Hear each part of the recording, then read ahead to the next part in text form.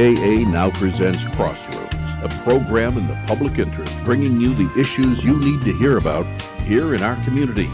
Now here's your host, Mark Westwood. And it's Mark Westwood.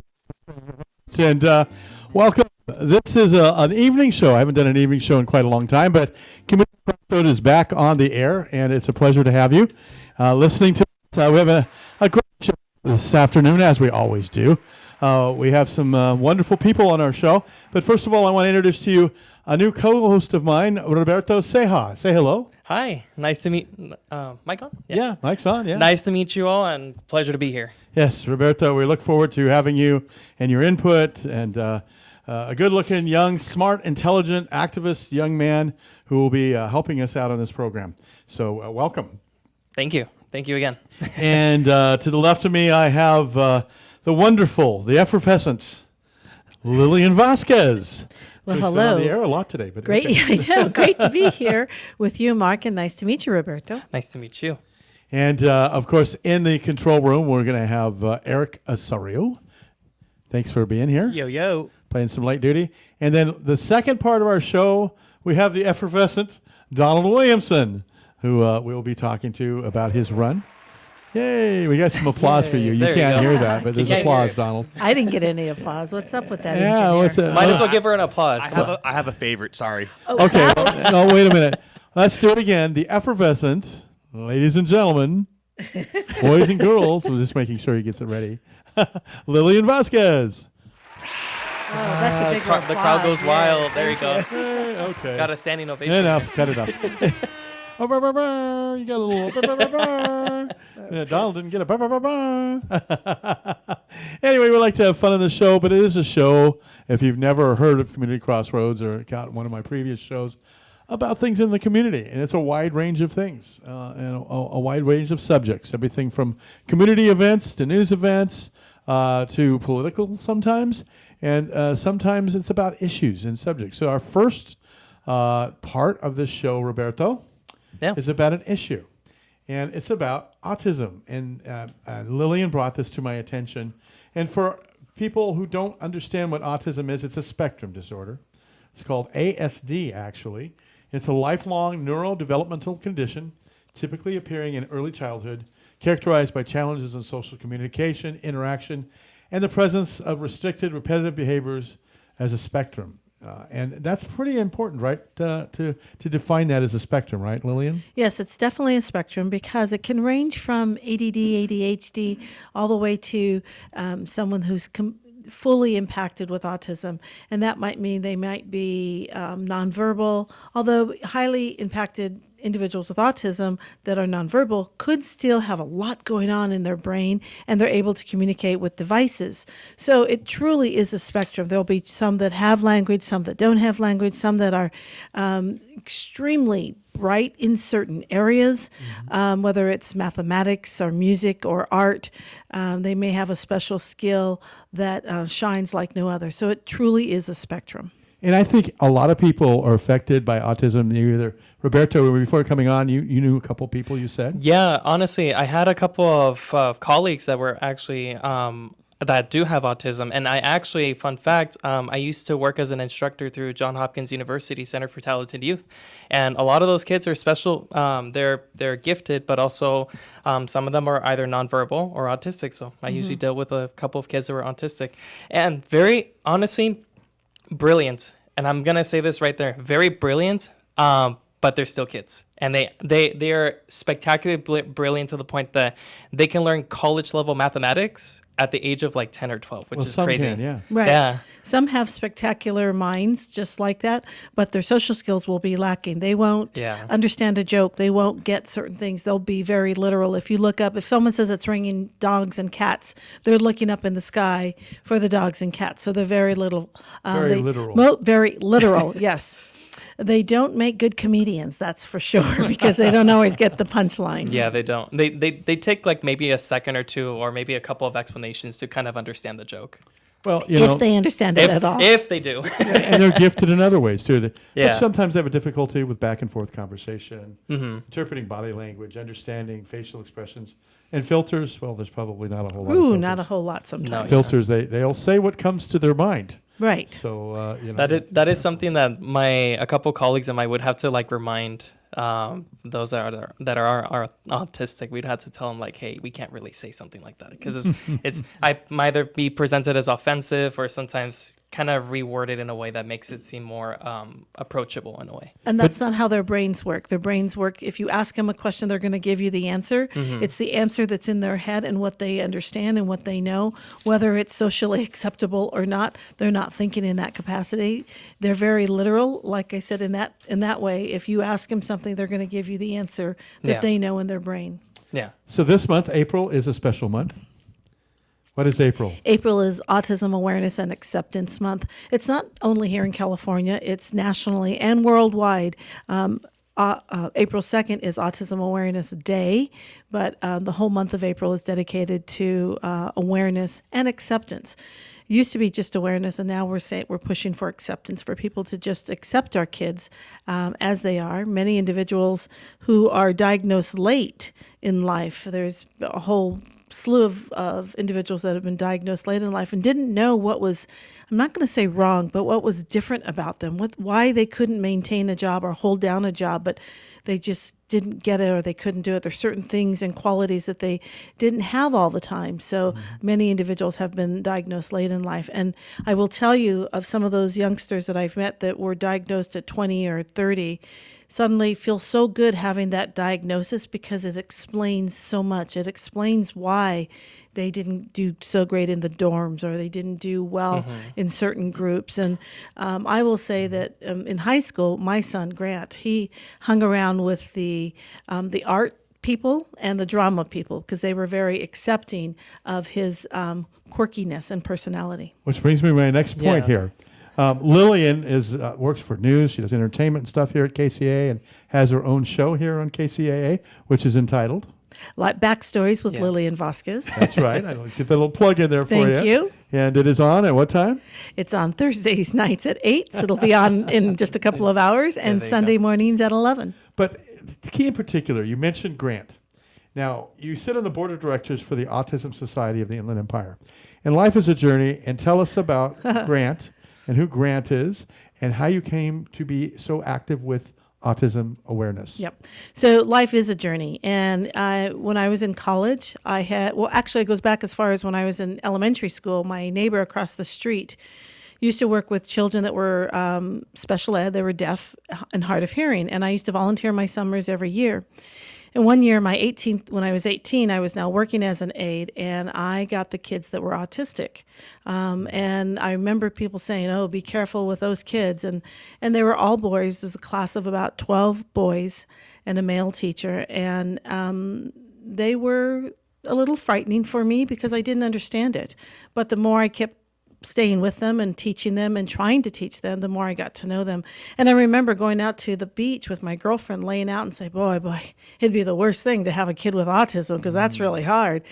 10 years fast forward, I'm noticing my kid not doing certain things that my daughter had done, and he was just behaving differently. Not wrong, just differently. And I diagnosed Grant at 15 months, and then the local neurologist at Loma Linda University diagnosed him at 2 years, 6 months, and said, your son is severely autistic. He'll probably be in a group home by the time he's 12 or 13. Well, that, quite frankly, pissed me off, and I said, yeah, okay. So then this was before the internet was just coming out, and there was, not everybody had internet at home. And so my girlfriend was working at Cal State San Bernardino, and she said, come up and use the computers up here. And I went there, and I found the first conference I could. It happened to be in Hawaii, which was really cool. That must have been a slow vacation. That's so what was exactly awareness. What it was. But it's where I first started learning. I realized right away when you're an activist, knowledge is power. It is. And if you don't have that knowledge of what you're fighting for or what you need or what is best for your child, if you don't know what those things are, then you don't know what you're fighting for. So I became an activist and started fighting for Grant, and I've been his voice ever since. I know a little bit of some background, something, Roberto. And there's a place down by Valley College. It's called My Hero. It's a sub and sandwich shop. And it just sits there right across the street from Richardson's Prep Elementary. Just kind of sits there. Really nice people, and they're really good sandwiches. If you don't know and you haven't stopped there, do stop there. But when you go there, there's a surprise. Because, like I said, everybody has a talent that's autistic. A lot of times they have talents that far supersede what I can do or you can do or anybody else. And on the walls is Grant's talent. Right. Really? So Grant has been drawing since he was the age of 5. It was his instructional aide that wanted to communicate with him. So she was drawing little pictures, and he would look at those pictures more than he would listen to her. And that was how she started to teach him the numbers, and she was getting to him through the art. And then right away at 5, he started drawing. And he's been drawing ever since. He's 32 years now, and much of every piece of artwork in My Hero on the walls is his artwork. Now, his favorite characters are Disney and Pokemon and those characters. So there's a lot of copy written, but don't tell Disney, and we're good. That's okay. I don't think they'll pay too much attention to us. I don't think so. That would be really bad optics for Disney to crack down on somebody who's autistic. It's So, just story about Yeah. that. He was at a fair drawing with his sister and brother-in-law and selling his artwork. And the president of Pixar saw him drawing Buzz Lightyear and said to my daughter, "Wow, that's really good. Do you know who I am?" And she was scared, and she said, "No."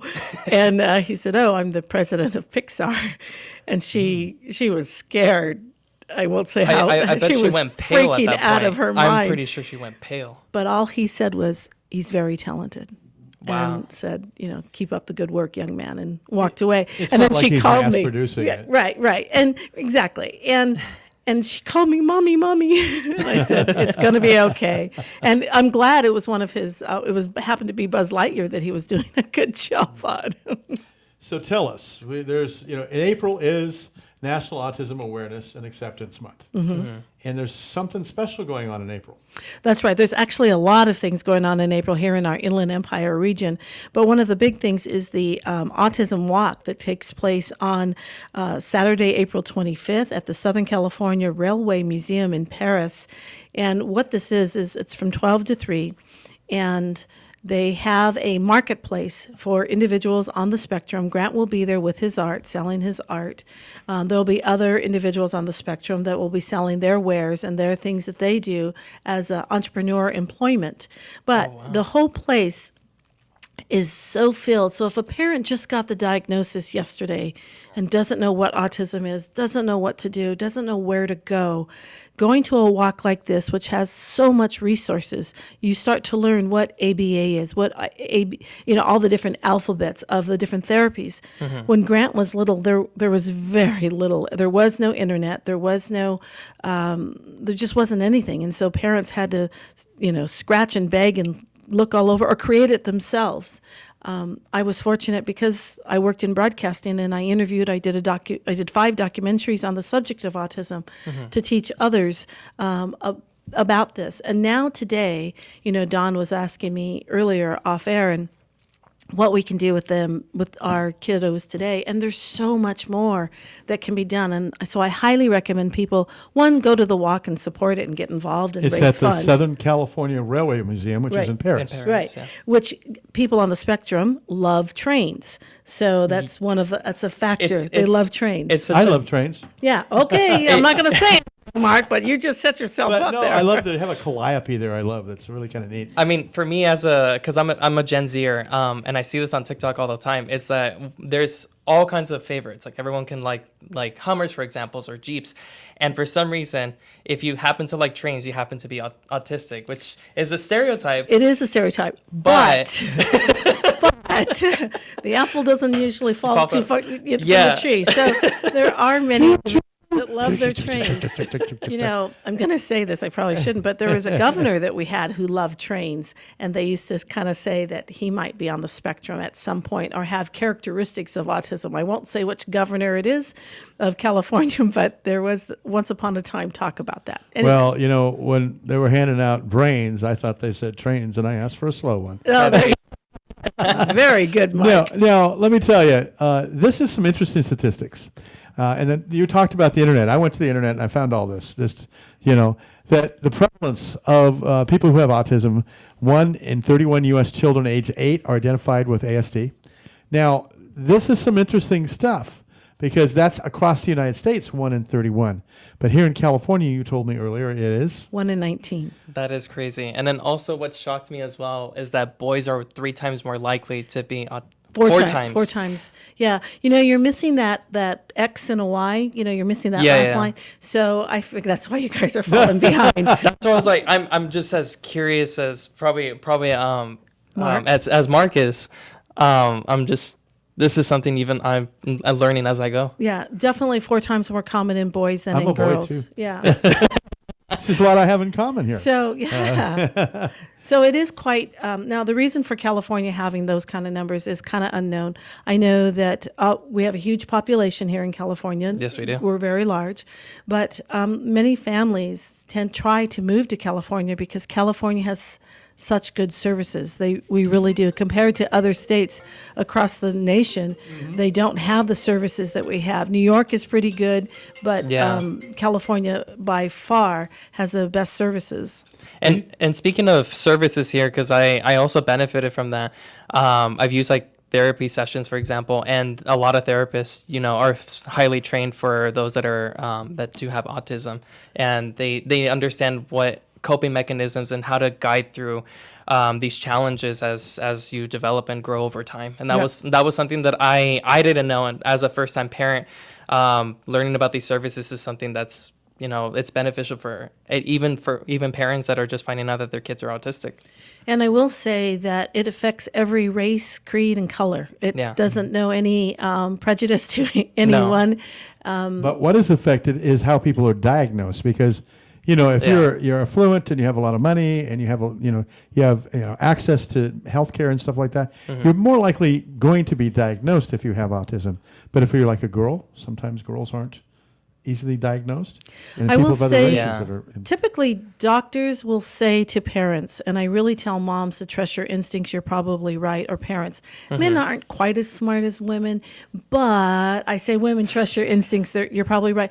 Because there's usually something different, something a little off, something a little that should trigger, and girls may not show it as much or as soon, but a lot of times they'll say, if it's a boy, oh, he's the baby, or they'll make excuses. And I guess I call it excuse. Maybe they're saying that like, don't worry so much now. But here's what I tell parents. Look if your child is delay, if your child isn't pointing, if your child isn't doing certain things, check it out. Go to a pediatric physician. And if that's not good enough, go to a developmental pediatric physician. And if you trust or if you believe something's not quite snapping, not quite right, then keep looking. If they get a diagnosis of autism today, so what? Unless you're wealthy, you need the Inland Regional Center, which is our provider of services here in California. You need those services, and the only way you can get those services is to get the diagnosis and to start the ball rolling. That's down there on South Waterman Avenue. Yes, it is, our local one. But there's 11 of them. Oh, I don't know if that's right. But there's one in Orange County. There's throughout the state of California, but ours is the Inland Regional Center. We've been talking with Lillian Vasquez, who sits on the board of directors for the Autism Society of the Inland Empire, has a son who's autistic. He's 32 years old, so she's had that commitment for all those years and 26 years of activism. And one thing I wanted to add on to that too, the Autism Society of the Inland Empire, you mentioned off the air about how you guys are training police officers. So yes, do you want to go into that? So my husband was in law enforcement for 35 years. He was a California Highway Patrol officer and a sergeant, and so I get both sides, but the more we can train officers to understand the kind of call they're going to go on, how to approach the individual, and it's not just officers, it's firefighters, it's first responders. How to recognize it, and then how to approach the situation. And I've done videos and documentaries on the subject where it says, go slow, talk slow. maybe write the words down, because many individuals on the spectrum can read, regardless of what age they are. Write things out, draw pictures, but don't judge that they're being disrespectful because they don't answer you or certain things. So I've trained about 500 officers throughout this region, but every officer needs to have some kind of training or at least understand the word of it. And the regional center now has the blue envelope, which is an envelope that you carry in your car, that hopefully they're training their officers to say if they carry the blue envelope, then that immediately identifies that person or someone in that car is on the spectrum. So hopefully that tells them to handle the call a little differently. Now, when there's scary situation, when things are, guns or knives or whatever are there, you do have to handle a little differently, but at least informs the officer or who's ever going on the first response that somebody in that home, in that car, there's a different person, a different situation may be developing. And it's interesting because, like, as you mentioned, back then when the internet was being You weren't even born. barely born. There's Just a second. Yeah, You go are ahead. 24? 28. You're 28. 28. So Okay. barely coming in, when the internet started rolling out. And I remember that age of the internet, the big bulky computers. Yeah. And But more of what I want to put you in perspective is not Sure. that, but she has been active for 26 years, had a son that's 32 years old, so longer than you've been living. She's Right. done this. and it's insane. Autism.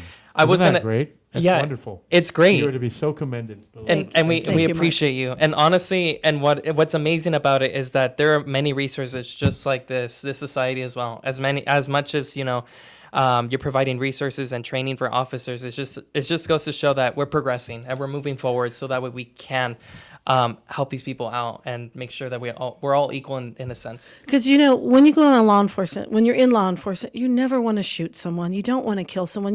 That officer now has to live with that for the rest of their life. Yeah. I know there's bad situations, and not every officer is wonderful, but for the most part, they're there to serve and help our community. So I don't want to judge them, and it's trying for them. The thing that has changed is many more officers are having individuals, their own children, that are on the spectrum. Well, in Yeah. So California, they like live you with say, it. there's so much higher instance than across the state, the nation nationally, 1 in 19. And, that's so good that you're doing that. And I'm hoping that there's police officers out there right now, law enforcement, hearing this a little bit, piquing their interest. Maybe they need to find out some more about it, or like you talked about, the blue envelope. So we only have a couple more minutes, believe it or not. You know how this works with Yes. Lillian. And there's two things that I want you to talk about and review again. There's something about a yearly calendar.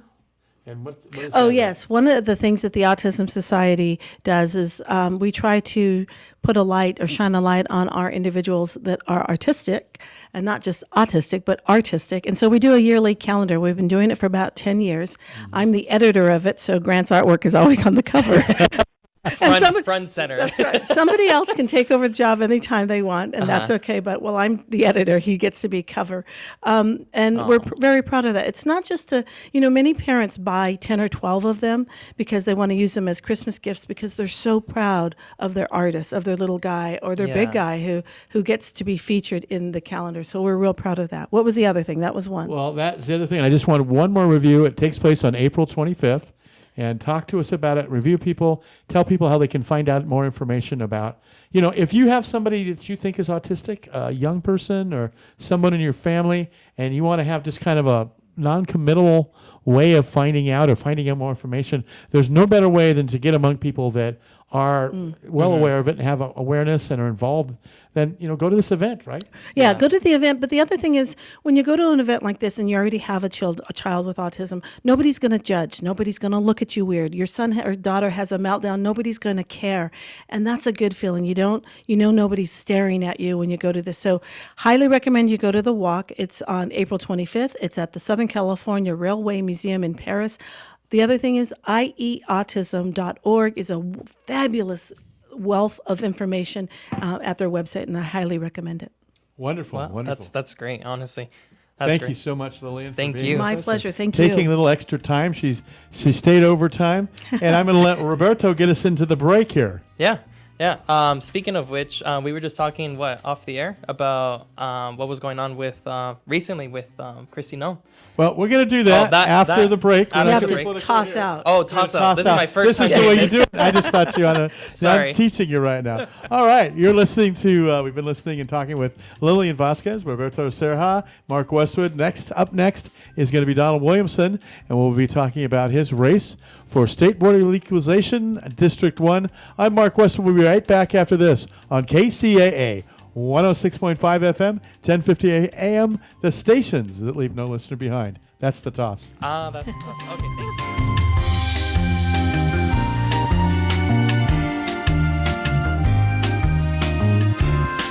Okay, thank you.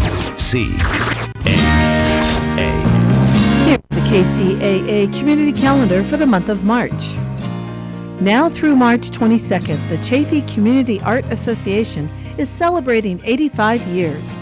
Founded in 1941 by creative filmmakers, art collectors, and Ontario residents, Francis and Helen Line. The Lines established the museum's art collection by donating 9 outstanding paintings and inaugurating the first of 22 annual Purchase Prize exhibits, which expanded the collection.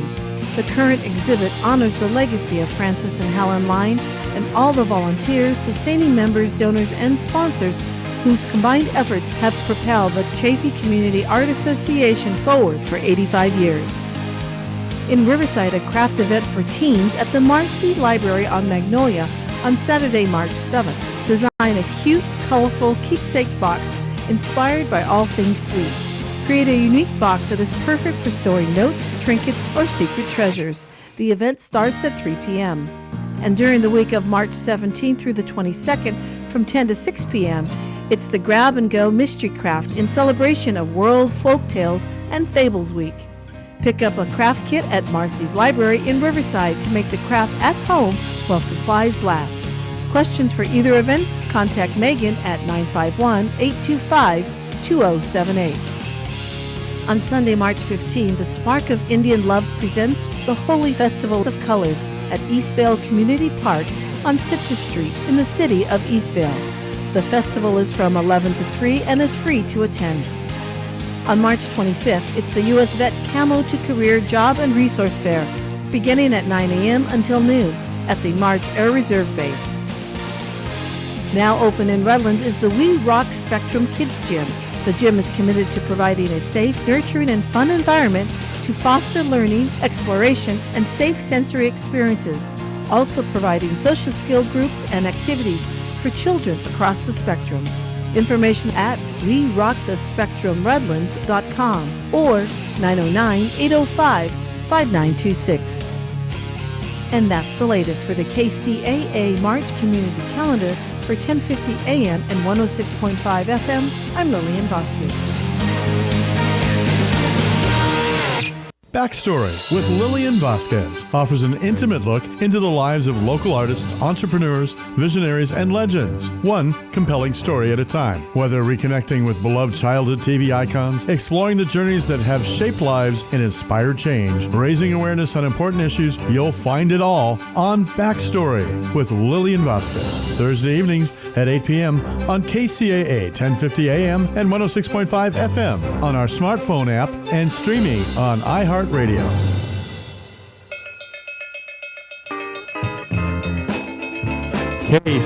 1050 AM, 106.5 FM, the stations that leave no listener behind. I'm Mark Westwood, along with Roberto Ceja. And yeah, I am Roberto Ceja. Roberto Ceja. I love saying that. Roberto Ceja. And Ceja means Eyebrow in eyebrow. Spanish. Yeah, it does.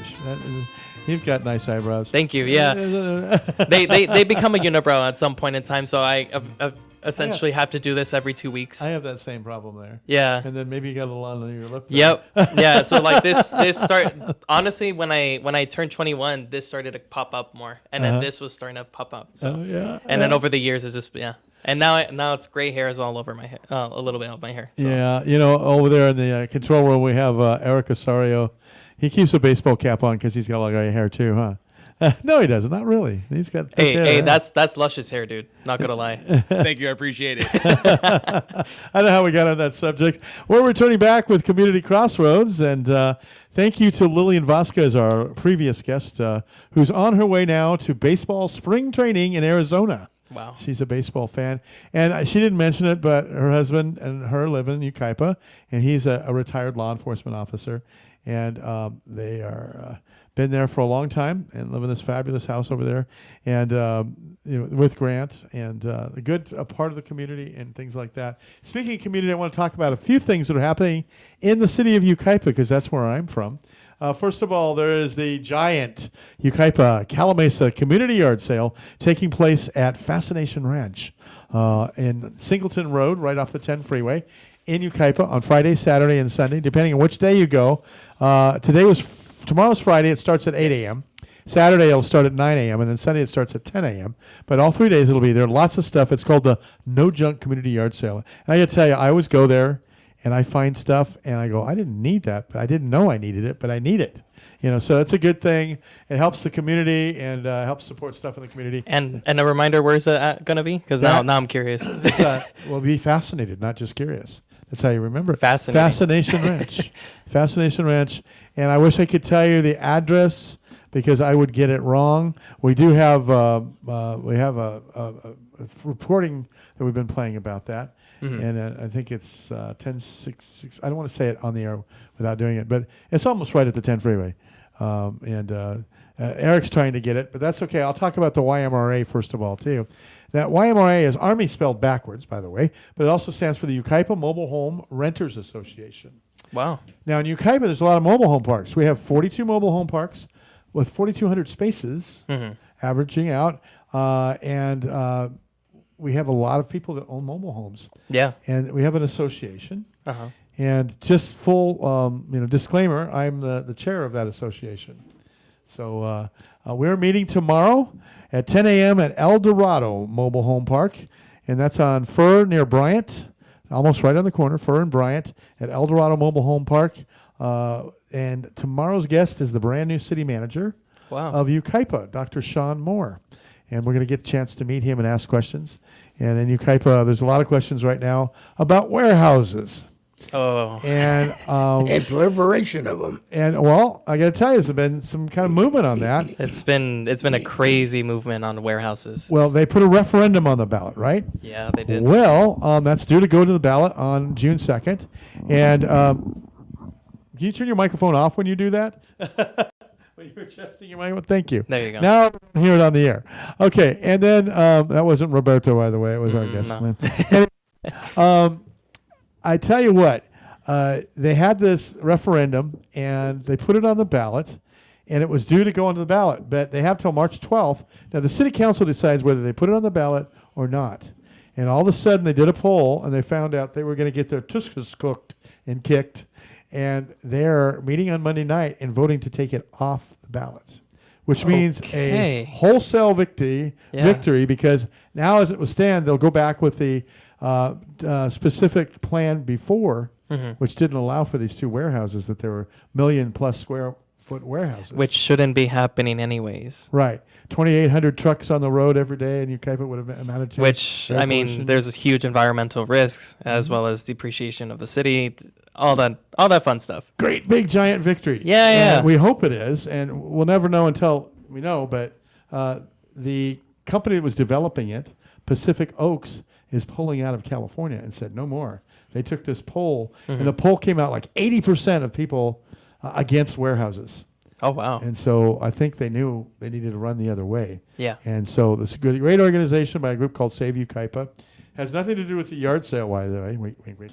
And so that's a good thing. That is a good thing. And then the other thing I want to announce is that at the Children's Garden Works for Kids, that location, the Yucaipa Calamasa Democratic Club, is having a meet and greet for the California State Party endorsed candidate for the 23rd Congressional District, Tessa Lynn Hodge. Yeah. On Saturday, the 7th at 5 p.m. It's a wine and cheese fundraiser. You can just come and donate what you want or whatever. We've got music, entertainment, and it's a great place. The Children's Garden Works for Kids. It's actually near Fur Avenue and Bryant as well. Where are you going to have your meeting? Yeah, so the epicenter of Yucaipa this weekend is Fur and Bryant. Wow. Unless you're going to Fascination Ranch, which is down off of Singleton on the 10 freeway. Yeah. So those are my calendar of events here. And Donald knows I'm always very, very active in that. And our guest today is Donald Williamson. Yeah. Welcome back. Welcome back. No stranger to the airwaves. And Oh, yeah. Mark, that's on. Okay. And Mark, I'm very happy to be here. Hi, radio listeners. Donald has a show here at 3 o'clock on Thursdays, That's right. except today. Except today. Except today. But he'll be back next Thursday. It's called the Donald Williamson Tax Saver and More Show. Right. And Lillian said she was the and more today. If you listen She to the was show, the and more. She was the and more today. She kind of filled in. I had some stuff going on, and Donald had some stuff going on, and so she brought in a guest, and it was all about Girl Scout cookies and Girl Scouts and things like And that. I've been buying them a lot lately. I know. My wife and I have there's a Girl Scout in our neighborhood, and they gave us a little QR code. So anytime we run out of Girl Scouts, we're over here scanning the QR Wait a code, minute, ready wait a to minute. pay. Say that right. Girl Scout cookies. Yeah, Girl Scout cookies. We're not Donald Trump here. No. We don't have an island. No. We're not running out of Girl Scouts. That's, No. that's kind of funny and not. It's kind of tragically ironic. Yeah, it's ironic, but it's also, it's a great way in case if for some reason, let's say one of us wants Girl Scouts cookies, let's say Thin Mint's the most popular brand. It's not You even gotta put cookies in there, okay? some cookie. That's right. But- Cookies, yeah. that's a great way. Donald Williamson bought me 3 boxes of Girl Scout cookies. He's got a soft heart for those Girl Scouts too. They came into one of our meetings and he just started pouring money out and buying everybody in the room cookies. How many boxes? I actually sometimes go up in 20. Highland at Stater Brothers. They have them outside, and oftentimes I'll just pay them the money and tell them to keep the cookies. Wait a minute. Don't do that. It's Wait, a waste why? of good Girl Scout cookies. Yeah. Well, no, they're going to keep them and resell them. I want to let you know that I ran out of my last 2 just recently, so might as well restock on that at that point. restock on Yeah. those. Girl Scout cookies. Anyway, let's Cookies. get back There you to go. the nitty gritty of things here. We only have about 15 minutes to talk, so let's talk about Donald Williamson, who is a person who has served our community well, member of Kiwanis, member of a lot of community organizations, and is very generous, like with Girl Scout cookies and other things. And he is somebody that I found, there's 2 kinds of politicians, Roberto. Yeah, there's. Politicians that run because they want to serve themselves, get to the buffet line, get whatever money or whatever benefits them, or the kind that wants to run to serve others. And sitting next to us, in between us, we have the distinguished honor to have that latter one who loves to serve other people. And he just doesn't want to quit, let me tell you. He's been a 3-term tax assessor for San Bernardino County, served us well. 12 years. 12 years, ran for county tax assessor again last time around, and now has decided, that's not enough for me. I want a bigger challenge. So what are you doing? Well, a lot of people don't understand that the assessor's offices, 58 counties, so you got 58 assessors, they come under the scrutiny, you might say, and Supervision. and direction Guidance, of the BOE, the Board of Equalization. State Board of Equalization. They actually interpret the laws for them. Right. They have the oversight. They actually send them what we call LTAs, letter to assessors, explaining how And they before should you do get it. too technical, for the people driving down the street going, what's he doing? You are going to run, there's one of 5 positions, right? There is 4 districts that are elected. The 5th one is the state controller, Okay. automatic. So, Okay. But 4 districts. So there's 4 districts, and you've decided to run for a very small compressed district. Yeah, District 1. District 1. District 1. How many counties? Just a little number like 30. 30 Oh, that- counties.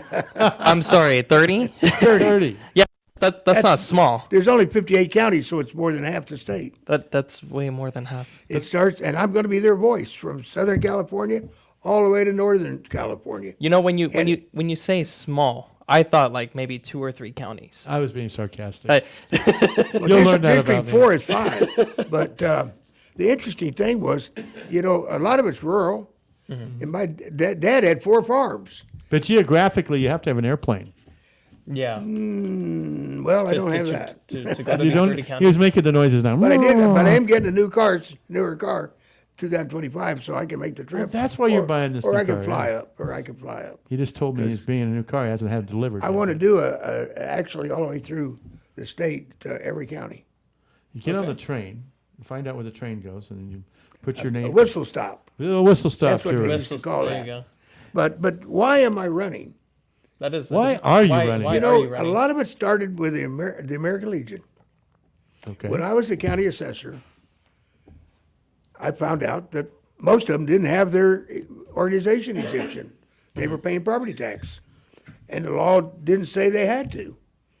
In fact, it was the other way around. It said that all veterans organizations are exempt from taxation, and I don't know how clear that can be. And yet, most of them didn't. So I got to checking into it when I was the assessor, because I'm a hands-on person, and I found out they were right. There was very few. So I got my staff together and said, "Hey, let's send them the forms. And by the way, when you get the forms, you must get the information sheet and the instruction sheet to go with it. So send them the forms, and we had to dig them out of the woodwork. We actually went to the phone book. We had called the American Legions, asked them for their help to get them all, because they weren't being assessed. I think we had 6. Oh, so moving beyond the story though, because it tells me a little bit of what you do and what you're running for tax state board of legalization. But that's the reason, because they didn't have it. They went back. Now I gave them all to them. I Right. signed up 12 myself. Now I come back, they don't have it no more. They're getting very little. They're getting mistreated. Disabled American veterans are getting left behind. In fact, veterans in general are getting left behind. So Roberto, you see that hat on his head? Oh yeah. What's it say? Yeah, U.S. Marine Corps. USMC. Yeah. Semper Fi. I knew he'd say Semper Fi as soon as I said that. I knew he'd say it. But you know what? That's a great thing. But that tells you, that sitting here, a man of his experience and his knowledge and everything else, and he still wants to do it. I mean, I look at myself, and I'm not as old as you. I'm sorry to say it. You got a few years on me. And I'm looking, I don't know if I want to do anything anymore. I want to sit on the beach and have But once I get elected, I'm going to order them to be exempted. And I'm going to say, if you fill out the form, you're going to get exempted. If not, come see me. You know, And I'll make sure they get exempted. and I admire that, especially because you're a veteran and you're wanting to run for this even after you not literally after you serve, but the fact that you're willing to continue the fight on and protect these veterans means a lot, especially to them. But it's not just that. He was Right. mentioning about mobile homes. Right. Mobile homes, and I'm glad, I will say one thing, I'll put a plug for you there. This man here next to me, Mark, knows a lot about mobile homes that most Thank you. people do not know. Yeah, it's kind of a nerdy thing. And, But I and do. It's there's- because I live in one. You There's a live in one. special- You got to know your product. if they're built after 1980, they're on the property tax system. I got to tell you something funny, and I don't want even to brag, but Jennifer Crawford served up in Ukaipa for years and years and years. She's such an expert, and I was just, when I took the position, I was like, huh, what? Huh? So I sat down with Jennifer a couple of times, and she kind of nursed me along, and I read a lot and everything else, and so now Jennifer's retired. So now we have somebody new, nice lady, but she's kind of like going, oh, she's the same thing I had a couple of years ago, and she's having to learn all this, right? And then I had her speak at one of our meetings, and I was like, okay, now this is what. So you were kind of like leading Leading her along, and that was like Yeah. the total turnaround. But now we're going to speak with the city manager. Now he's the city manager. That's And, Ukaipa has a really good, healthy rent control ordinance program. It's 60 pages, Roberto. It's 60 pages and lots of technicalities. And then we have, the Mobile Home Renters League and, Golden State Mobile Homeowners League and all these people. We have the Housing and Community Development, HCD, which is a state department. So there's so much to learn. And it is a very, believe it or not, complicated thing. So it's something to learn about. So I thank you recognizing me for that. But I wanted to know, I'm in the corner of and for the mobile homeowners. Thank you. Because a lot of them are overassessed. I know you are. And if they're built 1979 and older, you're on the DMV system. Stay there. And- But for the one, or if they're got a permanent foundation, they're on the property tax system. But there's a special for people that are in most parks, 1980 and after. They're on the property tax system. But there's a special way to assess them, and a lot of them are overassessed. Also, an awful lot of them don't have the homeowner's exemption. Something that is so simple. Now, right now, it's only $7,000. But I intend to get that raised. It needs to be 50,000 or more. So it's going to go up, I hope. And that having the voice of being on the District 1 is the Yeah, District 1. District 1. They don't hear that, Don. Okay. go ahead. As the district BOA on the Board of Equalization, I'll have a voice with experience behind me that I can get things done and order it done. I'm going to order things done that need done that are not being You done. see how passionate he is, Yeah, Alberto? and that's what we were just talking about it earlier. There are two types of politicians: one that's in for their self-interest, and the other, well, serve others. that's I serve wanna others. help- I've always been trying to We're help glad people. we have you. You know, I always help people Yeah. that no matter what they help. So if there's a yogurt soft serve machine at the local Sizzler, let me get this in your minds, people. Okay? Donald would go and he'd serve that yogurt and hand it to you. Yeah. Now, the other politician would serve themselves and start licking the ice cream. So there's the difference. Yeah, there's that There's difference. the picture in your mind. You know, I'm glad you brought up businesses because I like how he got He- he just plugs it in. there's what they call a business property statement, business personal property statement, and they have to file it annually. And a lot of businesses get in trouble because they don't file, and they'll save money right there if they do. I actually, as the assessor, my assistant, I went out and talked to some people that older people particularly that were getting assessed, and one of them actually had moved, and then he got a double assessment, one at the old address, one at the new.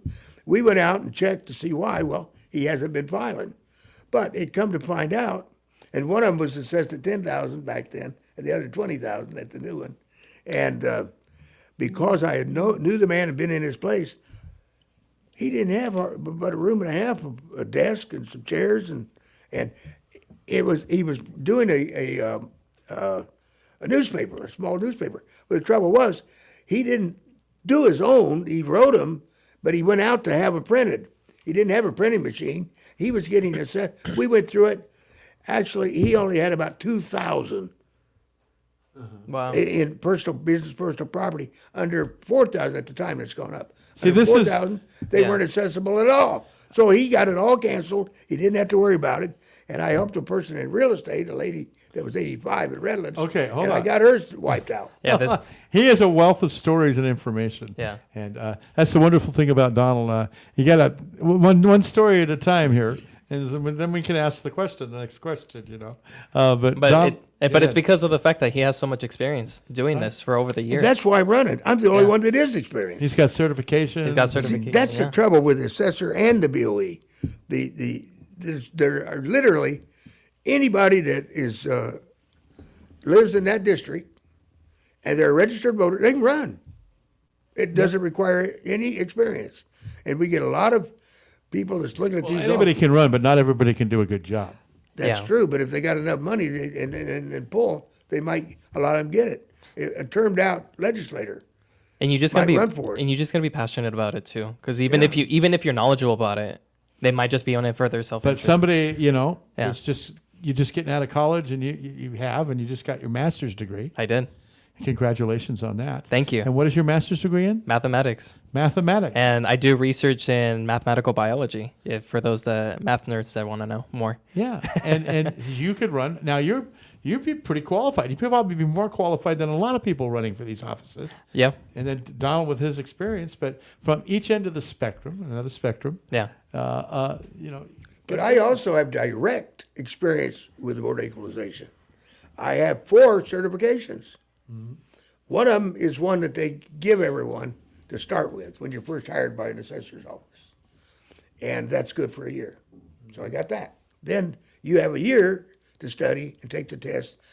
We had to do it on our own back when I was there. Now they have a course too that you take at the end of it, you get tested and you get, so now you get your permanent certification.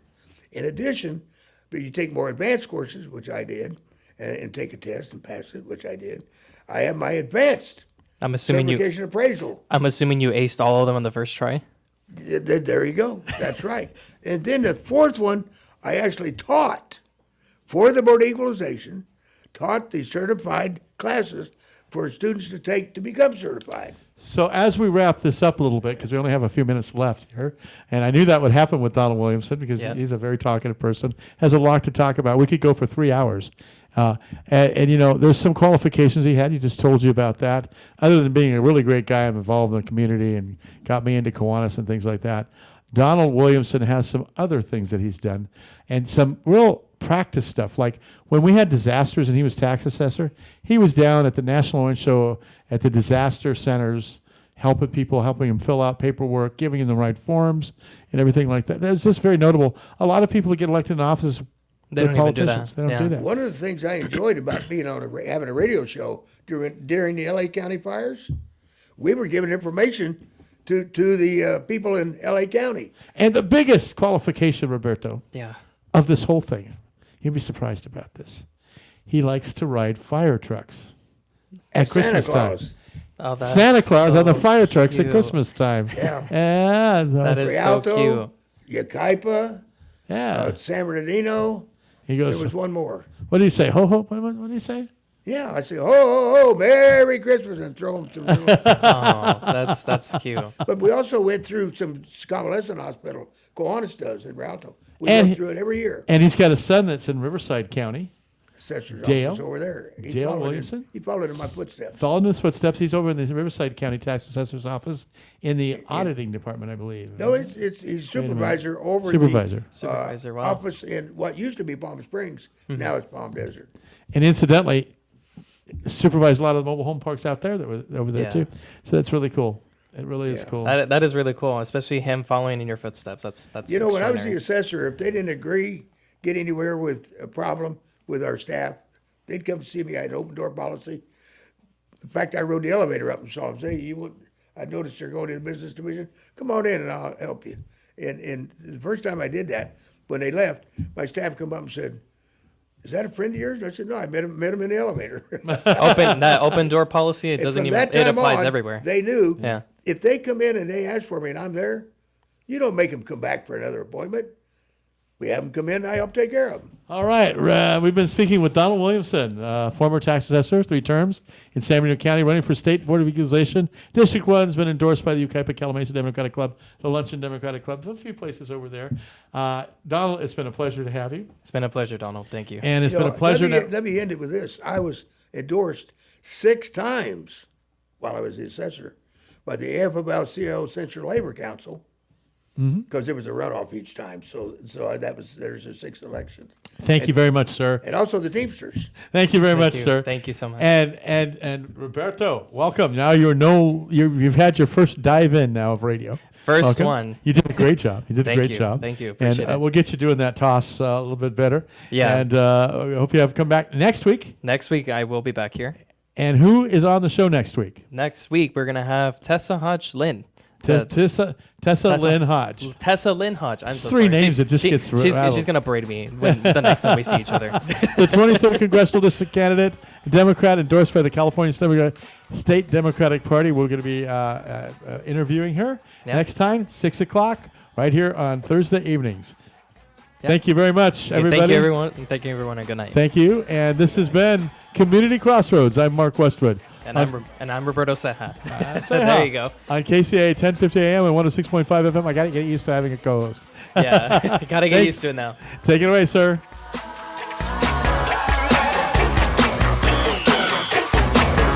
Way deep down south, yo, we play this game. It's them Quad City DJs and yo, we call it the train. So if you wanna ride the thing, just come on down the train. We going around, oh Lord, this jumbo ball. So get your next to kin, your sister and your NBC News on KCAA Loma Linda is sponsored by Teamsters Local 1932, protecting the future of working families. Teamsters1932.org. Hi, this is Ed Asner, and you're listening to TV Confidential. Ed Robertson with a reminder that Jennifer Jones will join us later on in this hour. Jennifer Jones, the first